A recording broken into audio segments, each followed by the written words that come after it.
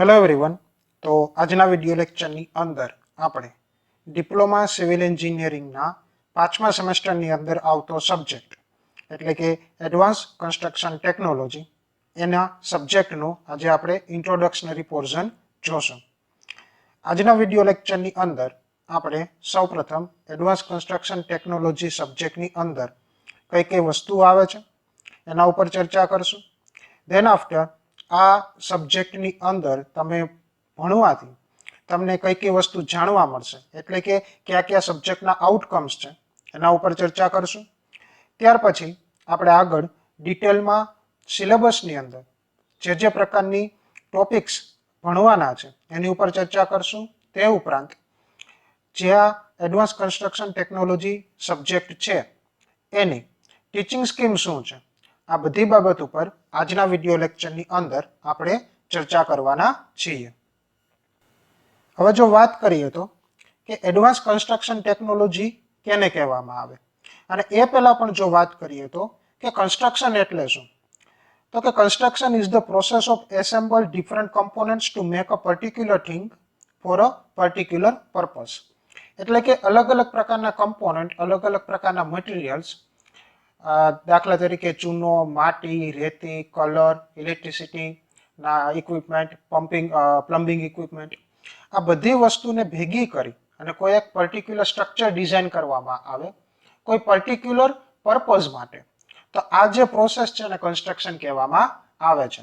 For example વાત કરીએ કે આપણે ઘર બનાવતા હોઈએ તો ઘર બનાવવા માટે જે ચૂનો છે, રેતી છે, ઈંટ છે, આ બધી વસ્તુ આપણે ભેગી કરી એસેમ્બલ કરીને પર્ટિક્યુલર પ્રોસેસનો યુઝ કરીને એસેમ્બલ કરીને આપણે પર્ટિક્યુલર સ્ટ્રક્ચર એટલે કે ઘર બનાવીએ છીએ. એનો પર્પસ છે કે એ આપણને રહેઠાણ પૂરું પાડે છે.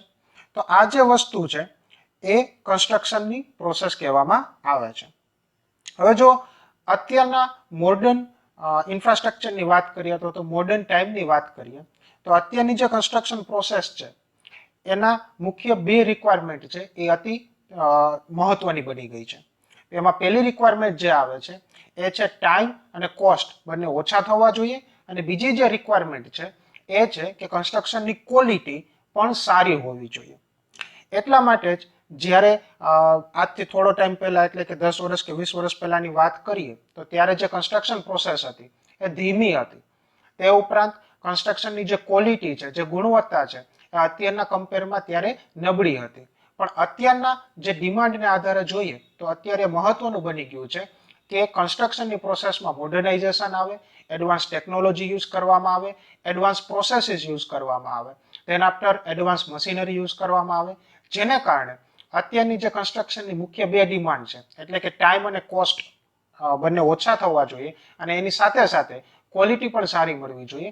આ બધી વસ્તુ છે એ અત્યારે એડવાન્સ કન્સ્ટ્રક્શન ટેકનોલોજીનો યુઝ કરીને આપણે મેળવી શકાય છે. અને આ જે રિક્વાયરમેન્ટ છે એને ફૂલફિલ કરવા માટે અત્યારે આપણી પાસે હાઈ કેપેસિટીની મશીનરીઝ છે, હાઈ કેપેસિટીના મટીરિયલ્સ છે, એડવાન્સ મટીરિયલ્સ છે. તો આ બધી વસ્તુ છે એ એડવાન્સ કન્સ્ટ્રક્શન ટેકનોલોજીની અંદર આવે છે. આ સબ્જેક્ટની અંદર જો વાત કરીએ તો આપણે તમે પાછળના સેમેસ્ટરમાં એટલે કે ત્રીજા સેમેસ્ટરની અંદર કન્સ્ટ્રક્શન ટેકનોલોજી સબ્જેક્ટ ભણી ગયા હશો, પણ એ ઉપરાંત એમાં જે એડવાન્સ ટેકનિક્સ જે અત્યારે યુઝ થાય છે એ મેજોરિટી આ સબ્જેક્ટની અંદર આપણે ભણવાની રહેશે. હવે જો આ સબ્જેક્ટના આઉટકમની વાત કરીએ એટલે કે આ સબ્જેક્ટ ભણવાથી તમને કયા કયા પ્રકારના ફાયદા થશે અથવા તો કઈ કઈ વસ્તુ તમે જાણી શકશો, તો એમાં પહેલું આવશે કે understand the different types of technique used in a construction work. એટલે કે અલગ અલગ પ્રકારની જે ટેકનિક્સ છે જે કન્સ્ટ્રક્શન માટે યુઝ કરવામાં આવે છે એ વસ્તુ તમે આ સબ્જેક્ટ ભણવાથી તમે જાણી શકો છો કે કયા જગ્યાએ કયા પ્રકારની સિચ્યુએશન છે, કયા પ્રકારનું કન્સ્ટ્રક્શનની રિક્વાયરમેન્ટ છે, અને એના આધારે તમે કયા પ્રકારની ટેકનિક્સ છે એ તમે યુઝ કરી શકો. ધેન આફ્ટર સ્ટુડન્ટ એટલે કે તમે are able to appreciate various types of construction machineries, formwork and safety measures involved in a construction work. એટલે કે કન્સ્ટ્રક્શન દરમિયાન જે અલગ અલગ પ્રકારની મશીનરીઝ છે, અલગ અલગ પ્રકારના ફોર્મવર્ક્સ છે, અલગ અલગ પ્રકારના મટીરિયલ્સ છે, એડવાન્સ મટીરિયલ્સ છે, અને તે ઉપરાંત જે સેફટી મેઝર્સ છે, આ બધી વસ્તુ વિશે તમે આ સબ્જેક્ટ ભણવાથી જાણી શકશો. અહીંયા સેફટી મેજર્સ છે એ અતિ મહત્વનું બની જાય છે, કારણ કે કન્સ્ટ્રક્શન પ્રોસેસ છે એક રિસ્કી પ્રોસેસ છે. એ દરમિયાન એની અંદર એક્સિડન્ટ થવાના ચાન્સીસ છે એ વધી જતા હોય છે, તો ત્યારે સેફટી રાખવી એ અતિ મહત્વની થઈ જાય છે. Than after, to be able to identify different advanced material and machineries for different situation of construction. એટલે કે અલગ અલગ પ્રકારના મટીરિયલ્સ આઈડેન્ટિફાઈ કરવા, એટલે કે સિલેક્ટ કરવા, કોઈ પર્ટિક્યુલર સિચ્યુએશન માટે કયા પ્રકારનું એડવાન્સ મટીરિયલ યુઝ થશે કે જેને કારણે ઓછા ટાઈમમાં, ઓછા કોસ્ટમાં અને સારી ગુણવત્તા સાથે કન્સ્ટ્રક્શન થઈ શકે. ધેન આફ્ટર, કયા મશીનરીઝનો યુઝ કરવાથી આપણને ઓછા એમાઉન્ટમાં, ઓછી કોસ્ટમાં સારો આઉટપુટ મળી શકે. આ બધા પ્રકારના જે ડિસિઝન્સ છે એ તમે આ સબ્જેક્ટ ભણવાથી જાણી શકો છો. હવે આગળ વાત કરીએ કે જીટીયુ ના સિલેબસ અનુસાર આ સબ્જેક્ટ એટલે કે construction technology, advance construction technology, એની ટીચિંગ સ્કીમ શું છે. તો સૌપ્રથમ જો વાત કરીએ તો એના સબ્જેક્ટ કોડની, તો એડવાન્સ કન્સ્ટ્રક્શન ટેકનોલોજીનો જીટીયુ ની અંદર જે સબ્જેક્ટ કોડ છે એ છે 3350605, એટલે કે 3350605. એ એડવાન્સ કન્સ્ટ્રક્શન ટેકનોલોજી એટલે કે એસીટી નો સબ્જેક્ટ કોડ છે. હવે જો ટીચિંગ સ્કીમની વાત કરીએ તો રિઝલ્ટમાં આ સબ્જેક્ટ 5 ક્રેડિટ કવર કરે છે, એટલે કે રિઝલ્ટના પોઈન્ટ ઓફ વ્યૂ જો વાત કરીએ તો પણ આ સબ્જેક્ટ અતિ મહત્વનો થઈ જાય છે, કારણ કે 5 ક્રેડિટ એક મોટી ક્રેડિટ છે અને આ ના જે માર્કિંગ આવે છે, આ સબ્જેક્ટનું જે માર્કિંગ છે તમારા રિઝલ્ટ અને ફાઇનલ એસપીઆઈમાં અતિ મહત્વની ઇફેક્ટ આપતા હોય છે. ધેન આફ્ટર માર્કિંગની જો વાત કરીએ તો આઉટ ઓફ 150, એટલે કે ટોટલ 150 માર્કમાંથી તમારું માર્કિંગ થશે. 150 માર્કમાં બે ભાગ પડે છે, 100 માર્ક થિયરી એક્ઝામના હશે અને 50 માર્ક પ્રેક્ટિકલ એક્ઝામના હશે. થિયરી એક્ઝામની વાત કરીએ તો એમાં પણ પાછા બે પાર્ટ પડે છે. ESE એટલે કે એન્ડ સેમેસ્ટર એક્ઝામિનેશન, જે જીટીયુ દ્વારા લેવામાં આવે છે, એ 70 માર્કની હોય છે, અને PA એટલે કે પ્રોગ્રેસિવ એસેસમેન્ટ એ 30 માર્કનું હોય છે, જે થ્રુ આઉટ સેમેસ્ટર દરમિયાન તમારું કેટલું કેવું પરફોર્મન્સ છે, સાદી ભાષામાં કહીએ તો જેને આપણે મિડ સેમ કહીએ છીએ, એના દ્વારા લેવામાં આવે છે. પ્રેક્ટિકલમાં પણ સેમ બે જ પ્રકારના પાર્ટ પડે છે, બે પાર્ટ પડે છે. પહેલું છે ESE, જેના 20 માર્ક છે, એટલે કે end semester final at the end of the semester જે વાઇવાસ અને સબમિશન્સ લેવામાં આવે છે એના, અને 30 માર્ક એટલે કે progressive assessment through out semester દરમિયાન તમારું પરફોર્મન્સ કેવું છે એના 30 માર્ક હોય છે. તો આ હતી આ એડવાન્સ કન્સ્ટ્રક્શન ટેકનોલોજીની ટીચિંગ સ્કીમ. હવે વાત કરીએ કોર્સ ડિટેલ્સ. તો હવે આગળના લેક્ચર એટલે કે આ જ લેક્ચરના આગળના ભાગની અંદર આપણે આ એડવાન્સ કન્સ્ટ્રક્શન ટેકનોલોજી જે સબ્જેક્ટ છે એની અંદર કેટલા યુનિટ્સ આવે છે, એ દરેક યુનિટ્સની અંદર કઈ કઈ વસ્તુ ભણવાની છે, અને એ દરેક યુનિટ ભણવાથી તમે કઈ કઈ વસ્તુ જાણી શકશો, આ બધી વસ્તુની એકોર્ડિંગ ટુ જીટીયુ સિલેબસ અનુસાર આપણે ચર્ચા કરશું. સૌપ્રથમ વાત કરીએ યુનિટ નંબર 1. તો જો નામ જોઈએ તો જીટીયુ ના સિલેબસ અનુસાર જે પહેલું યુનિટ છે એડવાન્સ કન્સ્ટ્રક્શન ટેકનોલોજીનું, એ છે modern materials and equipment used in a special construction. એટલે કે સ્પેશિયલ કન્સ્ટ્રક્શનની અંદર જે અલગ અલગ પ્રકારના મટીરિયલ્સ અને ઇક્વિપમેન્ટ યુઝ થાય છે એ આ ચેપ્ટરની અંદર છે. હવે આના મેજર લર્નિંગ આઉટકમની જો વાત કરીએ તો એમાં સૌથી પહેલું આવશે to be able to describe the features of special types of civil engineering structures. એટલે કે સ્પેશિયલ ટાઇપના સિવિલ એન્જિનિયરિંગ સ્ટ્રક્ચર્સના જે મહત્વના ફીચર્સ છે એ તમે ડિસ્ક્રાઇબ કરી શકો અથવા તો જાણી શકો. હવે સ્પેશિયલ ટાઇપના સિવિલ એન્જિનિયરિંગ સ્ટ્રક્ચર્સની જો વાત કરીએ તો એમાં મલ્ટી સ્ટોરી બિલ્ડિંગ્સ આવે, તેના પર અમુક સ્પેશિયલ સ્ટ્રક્ચર્સ એટલે કે ફોર એક્ઝામ્પલ હેવી ડેમ આવે, હાઇડ્રો પાવર પ્લાન્ટ્સ આવે, તેના આફ્ટર થર્મલ પાવર પ્લાન્ટ્સ આવે, ન્યુક્લિયર પાવર પ્લાન્ટ્સ આવે, મોટા બ્રિજીસ આવે, હેવી કેનાલ સ્ટ્રક્ચર્સ આવે. આ બધી વસ્તુ છે એ સ્પેશિયલ સિવિલ એન્જિનિયરિંગ સ્ટ્રક્ચર્સની અંદર આવે. Then after, to be able to identify the different types of force apply on a civil structure. એટલે કે સિવિલ જે સ્ટ્રક્ચર્સ છે એની ઉપર કેટલા પ્રકારના અલગ પ્રકારના ફોર્સીસ પડે છે એને તમે આઈડેન્ટિફાઈ કરી શકો, અને ફોર્સ કઈ ડાયરેક્શનમાં પડે છે અને એના આધારે સ્ટ્રક્ચરની ડિઝાઇન કેવી કરવી જોઈએ એ વસ્તુ તમે આમાં જાણી શકો. Then after આગળ વાત કરીએ તો to be able to identify properties of advanced material and by products. એટલે કે અલગ પ્રકારના જે એડવાન્સ મટીરિયલ છે એની પ્રોપર્ટીઝ કઈ છે એ તમે આ ચેપ્ટર ભણવાથી તમે જાણી શકો. અને પ્રોપર્ટી જાણવી એના આધારે તમે એનું સિલેક્શન ક્યાં કરવું એટલે કે કઈ જગ્યાએ કયું પ્રોડક્ટ વાપરવું એ તમે ઇઝીલી આઈડેન્ટિફાઈ કરી શકો. Then after get information about different types of advance construction machinery, કે જે અત્યારે એડવાન્સ મશીનરીઝ આવે છે એની ઇન્ફોર્મેશન લઈ શકો, એના કમ્પોનન્ટ્સ, એના વર્કિંગ, એના સ્પેશિયલ ફીચર્સ, ધેન આફ્ટર એના સ્પેસિફિકેશન, આ બધી વસ્તુ છે એ તમે આ ચેપ્ટરની અંદર જાણી શકો.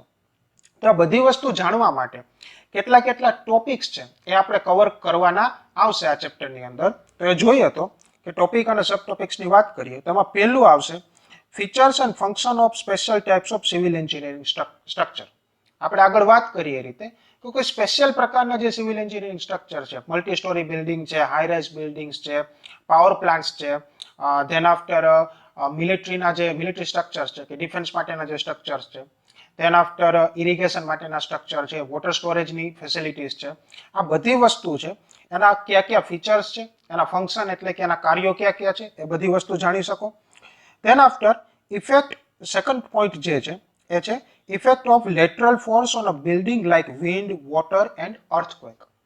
લેટરલ એટલે કે હોરિઝોન્ટલ ડાયરેક્શનમાં જે ફોર્સ પડતો હોય તે, એટલે કે બિલ્ડિંગની જે વર્ટિકલ બિલ્ડિંગ છે ફોર એક્ઝામ્પલ, તો એની જે એક્સિસ છે એના 90 ડિગ્રી જે ફોર્સિસ પડે છે એ ફોર્સિસને કારણે બિલ્ડિંગ ઉપર શું ઇફેક્ટ આવે છે એ વસ્તુ આ ચેપ્ટરની અંદર ભણવાની આવશે. એમાં 3 ફોર્સથી મહત્વના આઈડેન્ટિફાઈ કરીને જ આપ્યા છે સિલેબસમાં, વિન્ડ, વોટર એન્ડ અર્થક્વેક. વિન્ડની વાત કરીએ તો જ્યારે બિલ્ડિંગ છે હાઈ રાઇઝ હોય, ઊંચી બિલ્ડિંગ હોય, સ્કાય સ્ક્રેપર્સ હોય, તો હાઈ લેવલ ઉપર જેમ જેમ ઊંચાઈ વધતી જશે એમ વિન્ડનો ફોર્સ છે બિલ્ડિંગ ઉપર ઇફેક્ટ કરતો રહેશે. 4 માળ, 5 માળ કે 6 માળની બિલ્ડિંગ હોય ફોર એક્ઝામ્પલ, તો એની ઉપર જે વિન્ડની ઇફેક્ટ છે નિગ્લેજેબલ હોય છે. પણ જ્યારે આપણે 50 ફ્લોર્સ, 60 ફ્લોર્સ ઓર ઇવન 100 ફ્લોર્સની વાત કરતા હોય તો ત્યારે વિન્ડની ઇફેક્ટ છે અતિ મહત્વની થઈ જતી હોય છે. ધેન આફ્ટર વોટર, કોઈ હેવી ડેમ્સ છે, મોટા રિઝર્વોયર્સ છે, તો એનું જે દિવાલો છે કે જે કન્સ્ટ્રક્ટ કરેલી દિવાલ છે એની ઉપર જે રિઝર્વ વોટર છે, સ્ટોર કરેલું વોટર છે, એની ઉપર હોરિઝોન્ટલ ડાયરેક્શનની અંદર ફોર્સ આપતા હોય છે. તો એને કારણે એ સ્ટ્રક્ચર ઉપર શું ઇફેક્ટ પડે છે આ ટોપિકમાં જોઈ શકો. And then after earthquake. હવે અર્થક્વેકમાં 2 પ્રકારના ફોર્સિસ લાગતા હોય છે. એક ફોર્સ છે હોરિઝોન્ટલ ડાયરેક્શનમાં લાગતો હોય છે, બીજો ફોર્સ છે વર્ટિકલ ડાયરેક્શનમાં લાગતો હોય છે. પણ આ અર્થક્વેકના બંને ફોર્સિસમાંથી જે હોરિઝોન્ટલ ડાયરેક્શનનો ફોર્સ છે એ વધારે ડેન્જરસ હોય છે અને એ સ્ટ્રક્ચરને વધારે નુકસાન આપી શકતા હોય છે. તો એની ઇફેક્ટ પણ છે કે જે હોરિઝોન્ટલ અર્થક્વેકના ફોર્सेस છે એની સ્ટ્રક્ચર ઉપર શું ઇફેક્ટ પડે એ આ ટોપિકની અંદર આપણે ભણશું. આગળ વાત કરીએ તો એડમિક્સર્સ એન્ડ ઇટ્સ ક્લાસિફિકેશન. એડમિક્સચર છે એ કોન્ક્રીટના જે મુખ્ય 3 ઇન્ગ્રેડિયન્ટ છે એટલે કે વોટર, સિમેન્ટ એન્ડ એગ્રીગેટ, તે ઉપરાંત આ ચોથો કમ્પોનન્ટ એડ કરવામાં આવે છે જેને કારણે કોન્ક્રીટની અમુક પ્રોપર્ટીઝ છે એ તમે પર્ટિક્યુલર ટાઈમ માટે અથવા તો કોન્ક્રીટનું પર્ટિક્યુલર પરફોર્મન્સ છે એ સેટલ એટલે કે જામ્યા પહેલા કે જામી ગયા પછી તમે ચેન્જ કરી શકો. અને એના ક્લાસિફિકેશન છે, આ બંને વસ્તુ છે એ આપણે આ ચેપ્ટરની અંદર ભણશું. ક્લાસિફિકેશનમાં વાત કરીએ તો એસ્કેલરેટર, રિટાર્ડેટર, વોટર રિડ્યુસિંગ એડમિક્સચર, પ્લાસ્ટિસાઇઝર્સ, અમુક પ્રકારના એડમિક્સચર્સ છે જે ફ્યુચરના લેક્ચર્સની અંદર આપણે ડિટેલમાં ચર્ચા કરશું. Then after use of waste product and industrial by-product in brick, block, concrete and mortar. કે આ જે અલગ અલગ કમ્પોનેન્ટ છે કન્સ્ટ્રક્શન માટે જે યુઝ થાય છે, બ્રિક છે, બ્લોક છે, કોન્ક્રીટ છે, મોર્ટાર છે, એની ઉપર ઇન્ડસ્ટ્રીયલ બાય પ્રોડક્ટ એમાં એડ કરવામાં આવે અથવા તો એનો યુઝ કયો કયો છે. હવે બાય પ્રોડક્ટની વાત કરીએ, ફોર એક્ઝામ્પલ એકની જ વાત કરીએ તો જે પાવર પ્લાન્ટ છે, થર્મલ પાવર પ્લાન્ટ છે કે જેમાં કોલસાનો યુઝ થાય છે, એ કોલસા બળી ગયા બાદ એની જે રાખ છે એ સિમેન્ટમાં વપરાતી હોય છે. તો એ ઇન્ડસ્ટ્રી એટલે કે ઇલેક્ટ્રિસિટી જનરેશનનો પાવર ઇન્ડસ્ટ્રીઝનો એક બાય પ્રોડક્ટ છે જે કન્સ્ટ્રક્શનમાં યુઝ થાય છે. હવે ઘણા પ્રકારના બાય પ્રોડક્ટ્સ છે જે કન્સ્ટ્રક્શનના અલગ અલગ મટીરિયલ તરીકે અથવા તો કન્સ્ટ્રક્શનના અમુક કમ્પોનેન્ટ બનાવવા માટે યુઝ થતા હોય છે. એની ચર્ચા આ ટોપિકની અંદર કરશું. ધેન આફ્ટર પાંચમો ટોપિકની વાત કરીએ તો different types of construction machinery, એટલે કે કન્સ્ટ્રક્શન દરમિયાન જે અલગ અલગ પ્રકારની મશીનરીઝ યુઝ થાય છે એની ચર્ચા આપણે આ ચેપ્ટરની અંદર કરશું. હવે એમાં ટોટલ 11 મશીનરીઝ છે જે આમાં આઈડેન્ટિફાઈ કરેલી છે. એમાં પહેલું છે હોલિંગ ઇક્વિપમેન્ટ, એટલે કે મટીરિયલને એક જગ્યાએથી બીજી જગ્યાએ ટ્રાન્સફર કરવા માટે જે યુઝ થાય છે. ક્રેન્સ છે, ધેન આફ્ટર ટાવર ક્રેન્સ છે, આ પ્રકારના આવશે. તેના આફ્ટર હોસ્ટિંગ ઇક્વિપમેન્ટ એટલે કે સોલિડ વસ્તુ છે એની એક જગ્યાએથી ઉપાડીને બીજી જગ્યાએ મૂકવી છે. ફોર એક્ઝામ્પલ સ્ટીલનું સ્ટ્રક્ચર ડિઝાઇન કરતા હોય તો ત્યારે સ્ટીલ સ્ટ્રક્ચર બનાવતા હોય ફોર એક્ઝામ્પલ, તો ત્યારે જે સ્ટીલના ગર્ડર્સ છે એના કમ્પોનેન્ટ છે એને ક્રેન થ્રુ નીચેથી અથવા તો ગ્રાઉન્ડ ફ્લોર ઉપરથી ઉપાડી ફર્સ્ટ ફ્લોર, સેકન્ડ ફ્લોર અથવા તો થર્ડ ફ્લોર ઉપર એપ્લાય મૂકવામાં આવે તો હોસ્ટિંગ ઇક્વિપમેન્ટ થઈ જાય. તેના આફ્ટર કન્વેઇંગ ઇક્વિપમેન્ટ, કન્વેયર બેલ્ટ્સ. જ્યારે ઇક્વિપમેન્ટનું જે માસ એટલે કે વોલ્યુમ, જથ્થો બહુ વધારે હોય તો ત્યારે જે નોર્મલ મેથડ્સ છે એટલે કે ટ્રક અથવા તો ટ્રેક્ટર્સનો યુઝ કરવાની જગ્યાએ કન્વેયર બેલ્ટ્સનો યુઝ કરવામાં આવે છે, જે ઓછા સમયમાં વધારે ઝડપથી વધારે અમાઉન્ટ મટીરિયલ ટ્રાન્સફર કરી શકે. જનરલી સિમેન્ટ ઇન્ડસ્ટ્રીઝ છે, ધેન આફ્ટર એગ્રીકેટના જે ક્રશર્સ છે, એગ્રીકેટ બનાવવા વાળા છે, એમાં આ પ્રકારના કન્વેયર્સનો યુઝ થતો હોય છે. ધેન આફ્ટર પમ્પિંગ ઇક્વિપમેન્ટ્સ એટલે કે પાણી છે, ધેન આફ્ટર સિમેન્ટ છે, કોન્ક્રીટ છે, સોરી, આ પ્રકારની વસ્તુને પંપ કરવા માટે અલગ અલગ પ્રકારના ઇક્વિપમેન્ટનો યુઝ થતો હોય છે. ધેન આફ્ટર કોમ્પેક્ટિંગ ઇક્વિપમેન્ટ એટલે કે રોડ ઉપર એગ્રીકેટ પાથર્યા બાદ એને બેસાડવા માટે જે રોલર્સનો યુઝ થાય છે એ કોમ્પેક્ટિંગ ઇક્વિપમેન્ટ છે. ધેન આફ્ટર પાઇલ ડ્રીવિંગ ઇક્વિપમેન્ટ, જ્યારે પાઇલ ફાઉન્ડેશન કરવાનું હોય ત્યારે પાઇલ બનાવવા માટે જે ઇક્વિપમેન્ટ વાપરવામાં આવે છે એ ઇક્વિપમેન્ટ. ધેન આફ્ટર વાઇબ્રેટર્સ, જ્યારે સિમેન્ટ અથવા તો એગ્રીકેટને સેટલ કરવા માટે વાઇબ્રેશનની જરૂર પડે તો એના માટે વાઇબ્રેટર્સ યુઝ થાય છે. તેના આફ્ટર ક્રશર્સ એટલે કે જે ખાણ હોય છે, પથ્થર જેમાંથી નીકળતો હોય છે એમાંથી એગ્રીકેટ, પર્ટિક્યુલર સાઇઝના એગ્રીકેટ બનાવવા માટે જે ક્રશર્સનો યુઝ થાય છે તે. ધેન આફ્ટર બિટ્યુમિનસ રોડ એટલે કે જેને આપણે સાદી ભાષામાં ડામરનો રોડ કહીએ છીએ, બનાવવા માટેના અલગ અલગ ઇક્વિપમેન્ટ.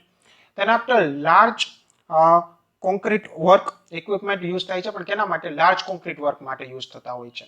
એટલે કે ડેમ બનાવવા છે, કોઈ મોટી બિલ્ડિંગ્સ છે, એના કોન્ક્રીટિંગ માટે જે ઇક્વિપમેન્ટ યુઝ થાય છે. અને ડ્રેગિંગ ઇક્વિપમેન્ટ, ડ્રેગિંગ ઇક્વિપમેન્ટ એટલે કે પાણીની નીચેથી, નદી અથવા તો સમુદ્રના તળિયેથી કોઈ મટીરિયલ કાઢવું છે તો એના માટે કયા કયા પ્રકારના ઇક્વિપમેન્ટ યુઝ થાય છે. આ બધી વસ્તુની ચર્ચા આપણે આ ચેપ્ટરની અંદર નેક્સ્ટ લેક્ચર અથવા તો ફીચર્સ લેક્ચરની અંદર કરવાના છીએ. હવે વાત કરીએ યુનિટ નંબર 2. તો જીટીયુના સિલેબસ અનુસાર જે બીજું યુનિટ છે એ એસ્કેવેશન એન્ડ રિલેટેડ ઇક્વિપમેન્ટ. એસ્કેવેશન એટલે કે ખોદકામ કરવું અને એના માટે જે ઇક્વિપમેન્ટની જરૂર છે એ આ ચેપ્ટરની અંદર આપણે ભણવાના છીએ. હવે એમાં મેજર લર્નિંગ આઉટકમની જો વાત કરીએ તો એમાં પહેલું આવશે to be able to identify different types of excavation, એટલે કે અલગ અલગ પ્રકારના ખોદકામ કયા છે પહેલા તો તમે એ આઈડેન્ટિફાઈ કરી શકશો, right. Than after get the information about the different processes like timbering and trenches and dewatering. હવે જ્યારે ખોદકામ કરેલું હોય, ફોર એક્ઝામ્પલ ફાઉન્ડેશન ભરતા હોય તો ત્યારે જે ખાડો કરેલો છે ફાઉન્ડેશન માટે એની આસપાસની જે માટી છે એ લૂઝ સોઇલ છે તો એના માટે એ જે ટ્રેન્ચીસ છે એમાં ટિમ્બરિંગ કરવું પડે એટલે કે લાકડાના પાટિયા લગાડવા પડે. ધેન આફ્ટર ડીવોટરિંગ એટલે કે જ્યારે માટીની અંદર, સોઇલની અંદર જરૂરિયાત કરતા વધારે પાણી હોય તેમાંથી પાણી દૂર કરવું પડે તેને ડીવોટરિંગ પ્રોસેસ કહેવામાં આવે. આની ઇન્ફોર્મેશન તમે આ ચેપ્ટર ભણવાથી લઈ શકો. Then after, get the knowledge about excavation machineries and selection process of different machineries. એટલે કે એસ્કેવેશન માટે જે પ્રકારની મશીનરીઝ યુઝ થાય છે એની તમે માહિતી મેળવી શકો અને કઈ સિચ્યુએશન, કયા પ્રકારના એસ્કેવેશન માટે કયા પ્રકારની મશીનરી જરૂરી છે એ પ્રકારની ઇન્ફોર્મેશન છે તમે આ ચેપ્ટરમાંથી લઈ શકો છો. Then after, get the knowledge about earth moving machineries and selection process of different machineries. Earth moving machineries એટલે કે જે રો મટીરિયલ્સ છે, અલગ અલગ પ્રકારની માટી છે, અલગ અલગ પ્રકારના એગ્રીકેટ્સ છે, અને એક જગ્યાએથી બીજી જગ્યાએ લઈ જવા માટે જે મશીનરી યુઝ થાય, હેવી ટ્રક હોય, ડમ્પ ટ્રક્સ હોય, ટ્રેક્ટર્સ હોય, ટ્રેનની બોગીઝ હોય, તો આ પ્રકારની જે માહિતી છે એ તમે આ ચેપ્ટર ભણવાથી લઈ શકો છો. હવે આ પ્રકારની બધી માહિતી લેવા માટે કયા કયા ટોપિક અને સબ ટોપિક આપણે ભણવા પડશે. તેમાં પહેલું આવશે સેલો એન્ડ ડીપ એક્સકેવેશન એટલે કે છીછરું અને ઊંડું ખોદકામ. હવે જો ખોદકામની જે જાડાઈ છે, પહોળાઈ છે, એની ઊંડાઈ કરતા ઓછી હોય, એટલે કે બીજી ભાષામાં કહીએ તો પહોળાઈ વધારે હોય અને ઊંડાઈ ઓછી હોય ત્યારે સેલો એક્સકેવેશન કહેવામાં આવે છે. સામાન્ય રીતે જો કોઈ ખોદકામની ઊંડાઈ 1.5 મીટર કરતા ઓછી હોય તેને સેલો એક્સકેવેશન કહે. અને એનાથી ઓપોઝિટ સાઈડ ડીપ એક્સકેવેશન એટલે કે જ્યારે જે પહોળાઈ છે, ખોદકામની જે પહોળાઈ છે એની ઊંડાઈ કરતા ઓછી હોય, એટલે કે પહોળાઈ ઓછી હોય અને ઊંડાઈ કેવી હોય, વધારે હોય, તેને ડીપ એક્સકેવેશન કહે. જનરલ કેસીસ અંદર જો કોઈ ખોદકામ છે એ 1.5 મીટર કરતા વધારે હોય તેને ડીપ એક્સકેવેશન કહેવામાં આવે છે. તો એની માહિતી આપણે આ ટોપિકની અંદર લેશું. તેના આફ્ટર સેકન્ડ ટોપિક આવશે D watering situation, necessity and method of D watering. કે ડી વોટરિંગની ડીવોટરિંગ સિચ્યુએશન ક્યારે ક્રિએટ થાય છે, એની જરૂરિયાત કઈ કઈ છે અને કેટલા પ્રકારની મેથડ્સ છે ડીવોટરિંગ કરવા માટે. આપણે આગળ જોયું તેમ કે જ્યારે માટીની અંદર પાણીનું પ્રમાણ એની લિમિટ કરતા વધારે હોય તેમાંથી વધારાનું પાણી આપણે કાઢવું પડે, ત્યારે ડીવોટરિંગ કર્યું કહેવામાં આવે. તો એની રિક્વાયરમેન્ટ કઈ કઈ છે, કઈ સિચ્યુએશનમાં આપણે એપ્લાય કરવું જોઈએ, ધેન આફ્ટર એની મેથડ્સ કઈ કઈ છે એની માહિતી આપણે મેળવશું. ધેન આફ્ટર એક્સકેવેશન મશીનરીઝ, આગળ આપણે વાત કરીએ એમ કે ખોદકામ માટે અલગ અલગ જે મશીનરીઝ યુઝ થાય છે, ડીગર યુઝ થાય છે, ધેન આફ્ટર મેન્યુઅલી એક્સકેવેશન થતું હોય છે, અથવા તો હેન્ડ ટૂલ્સ હોય છે અમુક એક્સકેવેશન માટેનો, તો એની માહિતી આ ટોપિકની અંદર આપણે લેશું. ધેન આફ્ટર અર્થ મૂવિંગ વ્હીકલ્સ, એટલે કે જે રો મટીરિયલ્સ છે, રેતી છે, એગ્રીકેટ છે, માટી છે, આ બધી વસ્તુને એક જગ્યાએથી બીજી જગ્યાએ ટ્રાન્સપોર્ટ કરવા માટે જે મશીન યુઝ થાય છે, એટલે કે ટ્રક હોય, ડમ્પ ટ્રક્સ હોય, ટ્રેક્ટર્સ હોય, ટ્રેનની બોગીઝ હોય, તો એની માહિતી આપણે આ ટોપિકની અંદર એટલે કે ચોથા ટોપિકમાં લેશું. તેના આફ્ટર પાંચમો ટોપિક અર્થ મૂવિંગ મશીનરીઝ, એટલે કે મટીરિયલને કાઢવા માટે, એક જગ્યાએથી મટીરિયલ જમીનમાંથી ખોદકામ કરી મટીરિયલ રિમૂવ કરવા માટે અથવા તો રો મટીરિયલ કાઢવા માટે. ફોર એક્ઝામ્પલ આપણે કોલસાની ખાણ કહીએ તો એમાંથી જે રો મટીરિયલ કાઢવામાં આવે છે તો એના માટે જે મશીનરીઝ યુઝ થાય છે, બિગ સાઇઝના એસ્કેવેટર્સ હોય છે, ડિગર્સ હોય છે, તો એ બધી વસ્તુ છે આપણે આ પ્રકારની મશીનરીઝ છે એની માહિતી આપણે પાંચમા ટોપિકની અંદર લેશું. હવે ત્યાંથી આગળ વાત કરીએ તો જીટીયુના સિલેબસ અનુસાર ત્રીજો પોઈન્ટ અથવા તો ત્રીજો યુનિટ એ છે પાઇલ ફાઉન્ડેશન.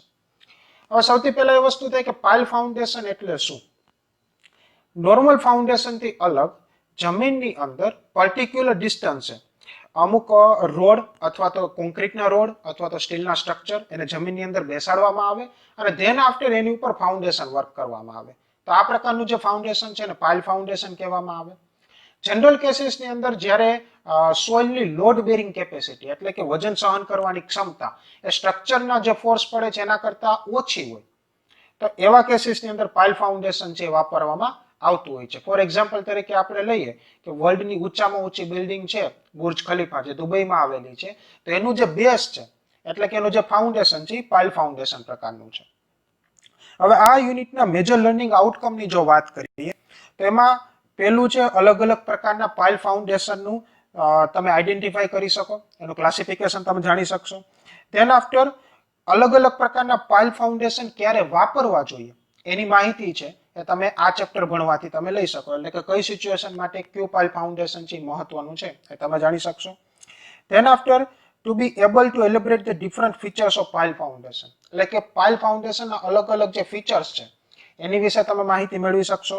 એન્ડ લાસ્ટમાં identify the factors and preventive measures of the failure of pile foundation, એટલે કે પાઇલ ફાઉન્ડેશનનું ફેલિયર થવા માટે કયા કયા ફેક્ટર્સ છે કે જે પાઇલ ફાઉન્ડેશનનું ફેલિયર માટે જવાબદાર છે. ધેન આફ્ટર આગળ વાત કરીએ તો કે એના પ્રિવેન્ટિવ મેઝર્સ એટલે કે આ પ્રકારનું ફેલિયર આપણે કઈ રીતે અટકાવી શકીએ, આ બધી માહિતી છે તમે આ ચેપ્ટર ભણવાથી તમે મેળવી શકો. હવે જો એના ટોપિક અને સબ ટોપિકની વાત કરીએ તો પહેલો છે પાઇલ ફાઉન્ડેશન એટલે શું એની માહિતી અને ક્લાસિફિકેશન, એટલે કે અલગ અલગ પ્રકારના પાઇલ ફાઉન્ડેશન કેને કહેવામાં આવે એની માહિતી તમે આ ટોપિકની અંદર મળશે. Then after sheet pile based on materials.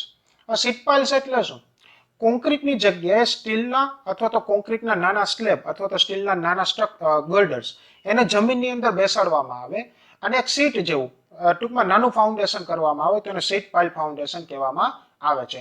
ઘણી વખત આને નો લોડ પાઇલ ફાઉન્ડેશન પણ કહેવામાં આવે છે. તેની માહિતી છે આપણે આ ટોપિકની અંદર લેશું ભવિષ્યમાં. તેના after classification of pile based on different materials, એટલે કે અલગ અલગ પ્રકારના મટીરિયલ્સ છે જે પાઇલ ફાઉન્ડેશનની અંદર વાપરવામાં આવે છે એના આધારે એનું ક્લાસિફિકેશન કેવું થાય છે એ માહિતી છે આપણે ત્રીજા ટોપિકની અંદર લેશું. તેના after advantages and disadvantages of different piles, અલગ અલગ પ્રકારના એના ટૂંકમાં ફાયદા અને ગેરફાયદા વિશે માહિતી મેળવશું. તેના after selection of types of piles, એટલે કે અલગ અલગ પ્રકારની પાઇલ્સ કઈ કઈ છે જેનું આપણે સિલેક્શન કરવું જોઈએ પાઇલ ફાઉન્ડેશનમાં, એ આપણે પાંચમા ટોપિકની અંદર લેશું.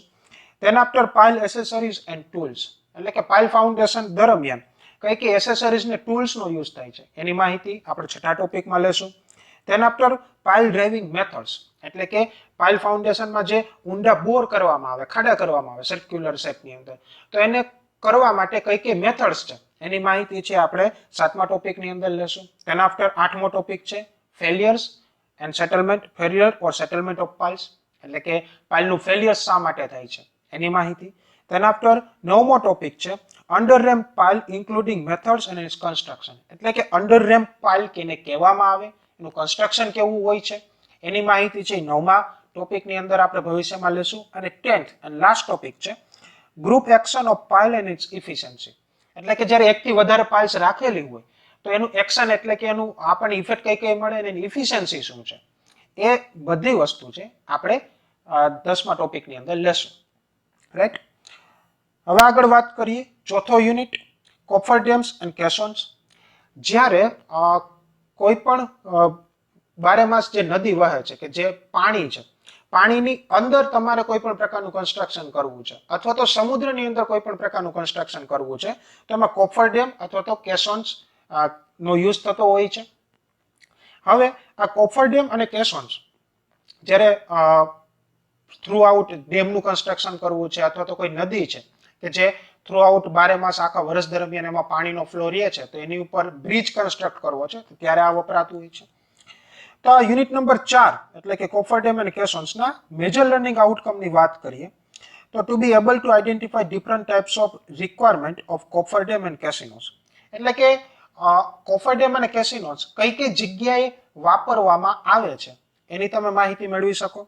Then after to be able to choose the best suitable types of cofferdam according to the different situation, એટલે કે અલગ અલગ પ્રકારની કન્ડિશન અનુસાર કયા પ્રકારનું કોફરડેમ આપણે વાપરવું પડશે અથવા તો સિલેક્ટ કરવું પડશે એની માહિતી તમે લઈ શકો. Then after get the information about different types of problem related to cofferdam and casinos and solution related to that problem, એટલે કે કોફરડેમ અને કેસોન્સ ની માટે કે એની અંદર કયા કયા પ્રકારના પ્રોબ્લેમ્સ આવે છે એની તમે માહિતી છે એ આ ચેપ્ટર તમે ભણવાથી લઈ શકો અને પ્રોબ્લેમને કઈ રીતે સોલ્વ કરવા આ બધી માહિતી છે આપણે ચોથા ચેપ્ટરમાંથી લઈ શકીએ. હવે જો એના ટોપિક અને સબ ટોપિકની વાત કરીએ કે ચોથા ચેપ્ટરની અંદર આપણે કઈ કઈ ટોપિક અને સબ ટોપિક ભણવાના આવશે તો એમાં પહેલું છે કોફરડેમ અને બીજું છે કેસિનોસ, આ બે મેઇન ટોપિક છે. એના સબ ટોપિકની વાત કરીએ તો કોફરડેમના ટાઈપ્સ, એની રિક્વાયરમેન્ટ અને સિલેક્શન ક્રાઇટેરિયા, એટલે કે કઈ જગ્યાએ કયા પ્રકારનું કોફરડેમ આપણે વાપરવું પડશે તે. ધેન આફ્ટર એના ડિઝાઇન ફીચર્સ કે કોફરડેમના પર્ટિક્યુલર ડિઝાઇન છે તો એના કયા કયા ફીચર્સ છે. ધેન આફ્ટર લીકેજ, કોફરડેમ છે આપણે બટ ઓબ્વિયસ થિંગ છે કે પાણી જ્યાં હશે ત્યાં જ કોફરડેમ વર્ક કરવાનું છે, તેમાંથી લીકેજ કયા કયા કારણોસર થાય છે. ધેન આફ્ટર એ લીકેજ અટકાવવાના કયા કયા કારણો છે આ બધી માહિતી મેળવી શકીએ. આ બધી માહિતી છે એ આપણે ચોથા ચેપ્ટરની અંદર લેશું. ધેન આફ્ટર કેસિનોસ, એના મટીરિયલ ક્યાં ક્યાં યુઝ થાય છે અને એને પાણીની અંદર કઈ રીતે ડૂબાડવામાં આવે છે. તો આ બધી માહિતી છે આપણે ચોથા ચેપ્ટરની અંદર ટોપિકના ફોર્મમાં લેશું. ત્યાર પછી પાંચમું ચેપ્ટર છે જીટીયુના સિલેબસ અનુસાર, એ છે ડ્રિલિંગ અને બ્લાસ્ટિંગ. હવે જ્યારે કોઈ અંડરગ્રાઉન્ડ ટનલ કરવાની હોય અથવા તો કોઈ મોટો પહાડ છે, પર્વત છે, એમાંથી કોઈ ટનલ કરવાની હોય તો ત્યારે બ્લાસ્ટિંગ અને ડ્રિલિંગ, એટલે કે ડ્રિલિંગ કરી તેમાં બ્લાસ્ટ કરીને ટનલ ક્રિએટ કરવામાં આવતી હોય છે. તો આ ચેપ્ટરની અંદર જો આના મેજર લર્નિંગ આઉટકમ વિશે જોઈએ તો different types of requirement of drilling process and suitability for different condition, એટલે કે અલગ અલગ પ્રકારની ડ્રિલિંગ કન્ડિશન માટે કયા કયા પ્રકારનું ડ્રિલિંગ મેથડ વાપરવી જોઈએ અને કઈ કન્ડિશન માટે કઈ મેથડ સુટેબલ છે એની માહિતી છે તમે આ ચેપ્ટર ભણવાથી લઈ મળશે. Then after to be able to describe the drilling process operation, એટલે કે ડ્રિલિંગ ઓપરેશન શું છે એ તમે જાણી શકો, ડિસ્ક્રાઇબ કરી શકો. Then after get the information about step by step blasting process and safety requirement for the purpose. હવે જે બ્લાસ્ટિંગ પ્રોસેસ છે એમાં એક્સપ્લોઝિવ ડિવાઇસીસ નો યુઝ થતો હોય છે તો એની સ્ટેપ બાય સ્ટેપ પ્રોસેસ શું છે અને જ્યારે બ્લાસ્ટ છે તો ત્યારે સેફટી છે અતિ મહત્વનું બની જતું હોય છે. તો એની સેફટી પ્રિકોશન્સ કયા કયા છે એની માહિતી છે તમે આ પાંચમું ચેપ્ટર ભણવાથી લઈ શકો. Then after last topic, last point છે get knowledge about the precaution required during the drilling and blasting process. એટલે કે ડ્રિલિંગ અને બ્લાસ્ટિંગ પ્રોસેસ દરમિયાન તમે કયા કયા પ્રકારની વસ્તુઓ ધ્યાનમાં રાખવી જોઈએ કે જેને કારણે ડ્રિલિંગ અને બ્લાસ્ટિંગ એ એરર ફ્રી એપ્લાય થઈ શકે, એક્ઝિક્યુટ થઈ શકે. તો આ પ્રકારની માહિતી છે એ તમે આ 5મું યુનિટ એટલે કે ડ્રિલિંગ અને બ્લાસ્ટિંગ ભણવાથી લઈ શકો. હવે જો એના ટોપિક અને સબ ટોપિક્સની વાત કરીએ તો એમાં પહેલું આવશે ડ્રિલિંગના ટાઈપ અને ડ્રિલિંગ રિક્વાયરમેન્ટ. એટલે કે અલગ અલગ પ્રકારના ડ્રિલિંગ અને કયું ડ્રિલિંગ કઈ જગ્યાએ એપ્લાય થાય છે એની માહિતી મળશે. Then after selecting the drilling pattern for blasting. એટલે કે બ્લાસ્ટ કરવા માટે કોઈ પર્ટિક્યુલર જગ્યાએ પર્ટિક્યુલર ડેપ્થનો અને પર્ટિક્યુલર ડાયામીટરનો ડ્રિલમાં હોલ કરવામાં આવે છે ડ્રિલિંગ થ્રુ. તો એની કયા પ્રકારનું બ્લાસ્ટિંગ છે અને કયા પ્રકારના ડ્રિલિંગના હોલ કરવા જોઈએ એની માહિતી છે આપણે બીજા ટોપિકની અંદર લેશું. Then after effect of air pressure on a drilling operation. Drilling operation દરમિયાન જે ડ્રિલિંગ ટૂલ છે એની સાથે સાથે એમાં હાઈ પ્રેશરાઇઝ એર પણ એપ્લાય થતી હોય છે. એટલે કે ડ્રિલિંગ ટૂલ છે વાઇબ્રેશનથી અને એરના પ્રેશરથી ડ્રિલ કોઈ પણ પથ્થર અથવા તો મટીરિયલની અંદર હોલ કરતું હોય છે. તો એની કેવી ઇફેક્ટ પડે છે એ આપણે ત્રીજા ટોપિકની અંદર ભણશું. Then after mud slurry in drilling. એટલે કે ડ્રિલિંગ દરમિયાન કોઈ પણ પ્રકારની સ્લરી આવી ગઈ, ચીકણી માટી આવી ગઈ, જેના કારણે જે ટૂલ છે જે ડ્રિલિંગ માટે યુઝ થાય છે એ ચોંટી જશે. તો એની માહિતી છે અને આ પ્રકારની જે પ્રોબ્લેમ આવે છે તેને આપણે કઈ રીતે રિમૂવ કરી શકીએ અથવા તો દૂર કરી શકીએ એની માહિતી છે એ આપણે ચોથા ટોપિકની અંદર જોશું. ધેન આફ્ટર 5મો topic factor affecting the selection of drilling method and equipment. એટલે કે કયા કયા ફેક્ટર અફેક્ટ કરે છે કે કયા પ્રકારનું ડ્રિલિંગ અને કયા પ્રકારનો ઇક્વિપમેન્ટ લેવા જોઈએ, વાપરવા જોઈએ પર્ટિક્યુલર કન્ડિશન માટે એની માહિતી છે એ 5મા ટોપિકની અંદર લેશું. ધેન આફ્ટર 6થો ટોપિક છે એક્સપ્લોઝિવ ફોર બ્લાસ્ટિંગ. એટલે કે બ્લાસ્ટિંગ માટે જે એક્સપ્લોઝિવ્સ છે એનો યુઝ છે તેના માટે ડાયનામાઇટ છે, બ્લાસ્ટિંગ કેપ છે, પ્રાઇમિંગ લાઇન છે, સેફ્ટી ફ્યુઝ છે, તેના આફ્ટર બ્લાસ્ટ હોલ છે, પ્રાઇમ ડેટોનેટર્સ છે અને સ્ટોરેજ કઈ રીતે કરવું. આ બધા પ્રકારની ઇન્ફોર્મેશન છે એ આપણે 6થા ટોપિકની અંદર ભણશું. તેના આફ્ટર 7મો topic process of using explosive type blasting and precautions. એટલે કે જ્યારે આપણે કોઈ પણ પ્રકારનું એક્સપ્લોઝિવનો યુઝ કરતા હોઈએ છીએ બ્લાસ્ટિંગ માટે તો ત્યારે કયા કયા પ્રિકોશન્સ લેવા જોઈએ આ બધી માહિતી છે એ આપણે 7મા ટોપિકની અંદર લેશું, આગળ ભણશું. હવે વાત કરીએ છેલ્લું યુનિટ આ સિલેબસનું એટલે કે 6થું unit erection of steel structure. એટલે કે જે સ્ટીલનું સ્ટ્રક્ચર છે એને ઊભી કરવાની પ્રોસેસ. હવે સ્ટીલ સ્ટ્રક્ચર છે એના અલગ અલગ કમ્પોનેન્ટ હોય છે પર્ટિક્યુલર સાઇઝના અને પર્ટિક્યુલર સિક્વન્સમાં ગોઠવેલા, જ્યારે સ્ટીલ સ્ટ્રક્ચર ડિઝાઇન કરતી વખતે કરેલું હોય છે. એની અંદર જો વાત કરીએ આપણે ફોર એક્ઝામ્પલ તો ગર્ડર્સ આવે છે, બીમ આવે છે, કોલમ આવે છે, અલગ અલગ પ્રકારના જોઇન્ટ્સ આવે છે. તો આ બધી વસ્તુ જે અલગ અલગ કમ્પોનેન્ટ છે એને સાઇટ ઉપર એસેમ્બલ કરી અને એક સ્ટીલનું સ્ટ્રક્ચર ઊભું કરવું એને ઇરેક્શન ઓફ સ્ટીલ સ્ટ્રક્ચર કહેવામાં આવે છે. તો આ ચેપ્ટરની અંદર અલગ અલગ પ્રકારના ફોર્મવર્ક્સ અને એના એડવાન્ટેજીસ કયા કયા છે એની માહિતી તમે લઈ શકશો, આ ચેપ્ટર ભણવાથી તમને મળશે. ધેન આફ્ટર અલગ અલગ પ્રકારના સ્ટીલ સ્ટ્રક્ચર માટે કોલમ અને બીમ ની ડિઝાઇન તમે છે એનું સ્કેચ છે એ તમે આ ચેપ્ટર ભણવાથી તમે સ્કેચ તૈયાર કરી શકશો. Then after to be able to describe the problem faced on a solution adopted in erection of various types of steel structure. એટલે કે અલગ અલગ પ્રકારના સ્ટીલ સ્ટ્રક્ચરનું ઇરેક્શન એટલે કે ઊભું કરતી વખતે કઈ કઈ પ્રકારની પ્રોબ્લેમ આવે છે અને એનું સોલ્યુશન શું શું છે એની માહિતી તમે છે આ યુનિટ નંબર 6 ભણવાથી મેળવી શકો છો. ઇન્ફોર્મેશન અબાઉટ ડિફરન્ટ ઇક્વિપમેન્ટ એટલે કે અલગ અલગ પ્રકારના જે ઇક્વિપમેન્ટ છે તે ઇરેક્શન ઓફ સ્ટીલ સ્ટ્રક્ચરની અંદર વાપરવામાં આવે છે, યુઝ કરવામાં આવે છે. તો ત્યારે એ ઇન્ફોર્મેશન એટલે કે ઇક્વિપમેન્ટ ઇન્ફોર્મેશન છે એ તમે આ ચેપ્ટર ભણવાથી મેળવી શકો છો. હવે એના જો ટોપિક અને સબ ટોપિકની વાત કરીએ તો ફોર્મવર્ક એની અંદર requirement of good formwork, load, guiding points for a design. એટલે કે ફોર્મવર્ક ડિઝાઇન કરતી વખતે એના કયા કયા પોઈન્ટ ધ્યાનમાં રાખવા જોઈએ, પછી એક સારું ફોર્મવર્કની ખાસિયત શું હોય છે અને એની ઉપર કયા કયા પ્રકારના લોડ્સ પડે છે એ આ ટોપિકની અંદર આપણે ભણશું. ત્યાર પછી બીજો ટોપિક છે કોલમ, સ્લેબ, બીમ અને સ્લીપ ફોર્મવર્ક.